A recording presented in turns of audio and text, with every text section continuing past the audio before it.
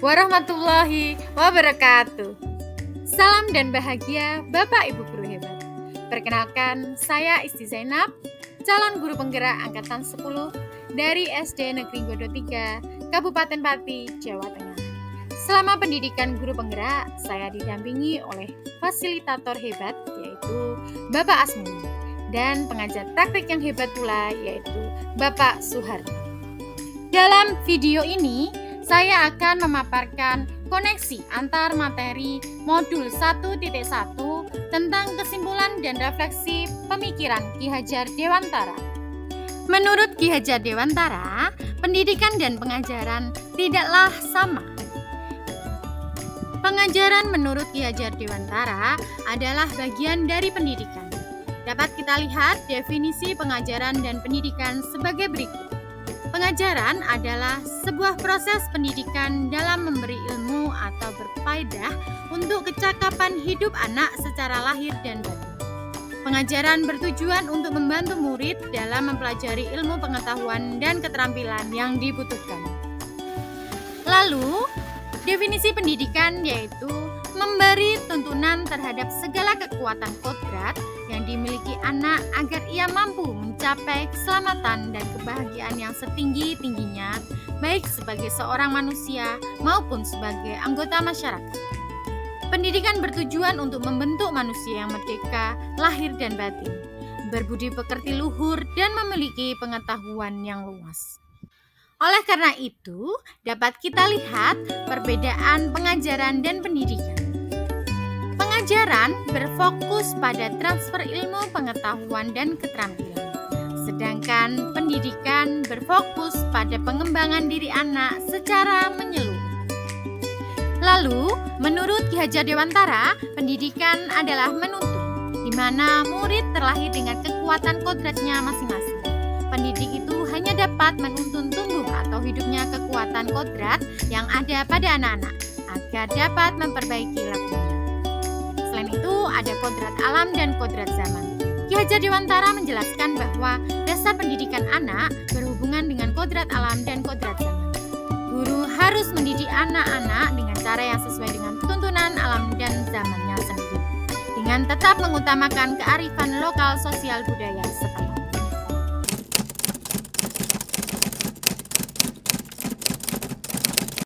Sebelum mempelajari modul 1.1, pembelajaran yang saya lakukan yaitu menganggap pembelajaran hanya sebagai transfer ilmu, sehingga guru lebih mendominasi pembelajaran yang sering kita sebut dengan teacher center, dan murid hanya sebagai objek pembelajaran. Selain itu, saya hanya fokus pada ketuntasan penyampaian materi tanpa mempedulikan pemahaman anak, dan menganggap semua murid memiliki kebutuhan yang sama dan tidak mempertimbangkan karakteristik murid.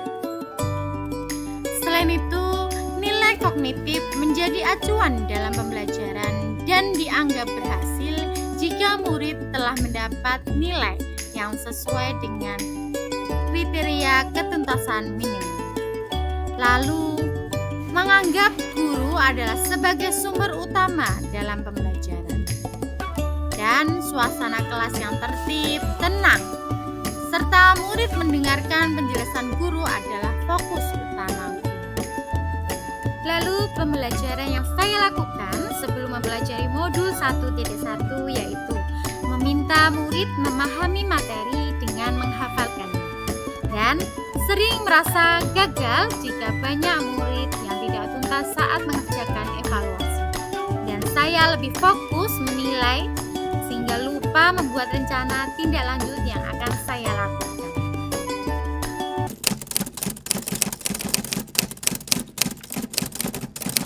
Namun, setelah mempelajari modul 1.1 tentang pemikiran Ki Hajar Dewantara, saya menyadari bahwa apa yang saya terapkan dan lakukan dalam pembelajaran di kelas bersama murid selama ini tidaklah tepat. Setelah mempelajari modul 1.1, saya menyadari pembelajaran bukan hanya sekedar transfer ilmu, melainkan menuntun dan memerdekakan murid untuk dapat menumbuh kembangkan potensi yang dimiliki sesuai dengan minat dan bakat. Dan tidak hanya sekedar transfer ilmu, melainkan juga transfer nilai, budaya, etika, dan budi. Lalu, murid bukanlah sebagai objek, melainkan subjek pembelajaran, yang artinya murid memiliki kebebasan berekspresi dan mengemukakan pendapatnya, lalu berkreasi sesuai dengan metode ataupun model pembelajaran dan media yang tepat. Selain itu, saya juga menyadari bahwa pembelajaran jangan hanya sekedar mengejar ketuntasan penyampaian materi, tetapi seharusnya juga memperhatikan aspek pemahaman pada murid. Dan penting sekali mempelajari karakteristik murid, karena setiap murid itu unik dan dilahirkan dengan kelebihan dan kekurangannya masing-masing. Saya juga menyadari bahwa seharusnya saya melakukan proses pembelajaran secara menyeluruh, tidak hanya fokus pada aspek kognitif saja, melainkan juga fokus pada aspek budaya, spiritual, psikomotorik, sosial, dan afektif.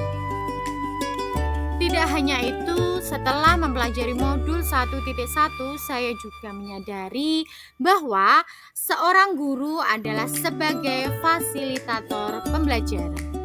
Dengan melakukan pembelajaran yang menuntun dan memberikan kesempatan murid untuk tumbuh sesuai dengan kodratnya.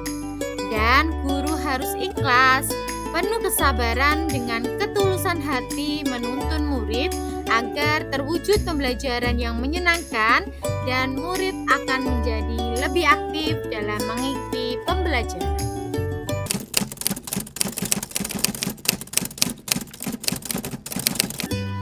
Hal yang akan segera saya terapkan dalam pembelajaran di kelas yang mencerminkan pemikiran Ki Hajar Dewantara antara lain yaitu mengenali karakter dan memahami latar belakang murid dengan menjalin komunikasi yang baik dan sesuai dengan kodrat alam dan kodrat zaman yang dimiliki oleh murid. Lalu saya merancang pembelajaran yang bervariasi, interaktif, dan menyenangkan dengan melibatkan murid terlibat aktif dalam pembelajaran sesuai dengan yang disebut student-centered learning. Dan selanjutnya yang akan saya terapkan dalam pembelajaran di kelas yaitu melaksanakan pembelajaran abad ke-21 yang sesuai dengan pemikiran Ki Hajar Dewantara yaitu berpikir kritis, kreatif, komunikatif, dan kolaboratif dengan berpegang teguh pada konsep memerdekakan murid. Dan hal yang terakhir yang akan segera saya terapkan dalam pembelajaran di kelas yaitu dengan melaksanakan pembelajaran yang tidak lagi menuntut pada murid tetapi menuntun, karena tugas seorang guru adalah memberi tuntunan atau arahan yang baik bagi murid dengan berusaha memberikan contoh dan tauladan bagi murid baik dalam perkataan maupun perbuatan.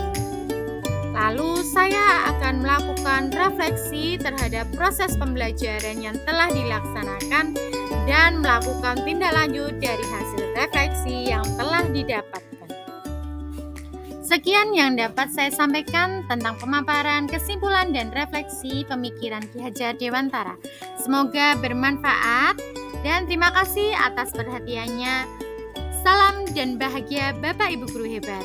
Wabillahi taufiq wal hidayah. Wassalamualaikum warahmatullahi wabarakatuh.